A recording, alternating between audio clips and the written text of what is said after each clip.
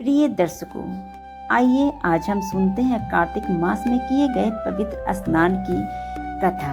उससे पहले आप सभी से निवेदन है कि कृपया वीडियो को लाइक और एक छोटा सा कमेंट अवश्य करें।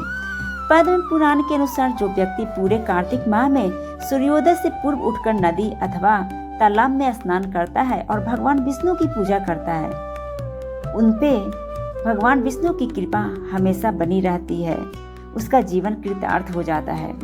पद्म पुराण के अनुसार जो व्यक्ति कार्तिक मास में नियमित रूप से सूर्योदय से पूर्व स्नान करके धूप दीप सहित भगवान विष्णु की पूजा करता है वह विष्णु के प्रिय होते हैं। पद्म पुराण की कथा के अनुसार कार्तिक स्नान और पूजा के पुण्य से ही सत्यभामा को भगवान श्री कृष्ण की पत्नी होने का सौभाग्य प्राप्त हुआ था। कथा इस प्रकार है। एक बार कार्तिक माह की महिमा जानने के लिए कुमार कार्तिकेय ने भगवान शिव से पूछा कि कार्तिक मास को सबसे पुण्यदायी मास क्यों कहा जाता है। इस पे भगवान शिव ने कहा कि नदियों में जैसे गंगा श्रेष्ठ है, भगवानों में विष्णु, उसी प्रकार मासों में कार्तिक मास श्रेष्ठ है।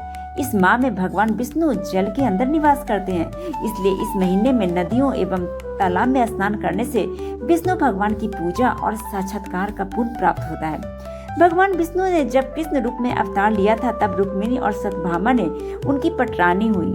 सत्यभामा पूर्व जन्म में एक ब्राह्मण की पुत्री थी। युवावस्था में ही वो एक दिन इनके पति और पिता को एक राक्षस ने मार दिया। कुछ दिनों तक ब्राह्मण की पुत्री रोती रही। इसके बाद उसने स्वयं को विष्णु भगवान की भक्ति में समर्पित कर दिया।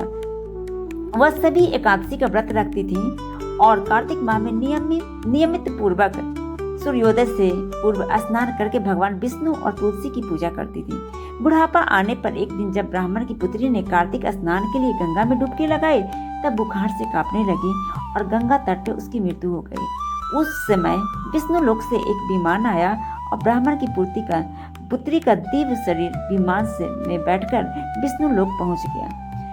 श्रद्धालु इस महीने में तारा भोजन भी करते हैं। पूरे दिन भर व्रती निराहार रहकर रात्रि में तारों को अर्घ्य देकर भोजन करते हैं। व्रत के अंतिम दिन उद्यापन किया जाता है। प्रतिवर्ष कार्तिक माह आरंभ होते ही पवित्र स्नान का भी शुभारंभ हो जाता है। त्रिदेवों ने कार्तिक पूर्णिमा को महापुनीत पर्व कहा है। इसे त्रिपुरी पूर्णिमा भी कहा गया है। कार्तिक पूर्णिमा के दिन चंद्रमा कृतिका नक्षत्र में स्थित हो और सूर्य विशाखा नक्षत्र में स्थित हो तब पद्म योग बनता है। इस योग का अपना विशेष महत्व है।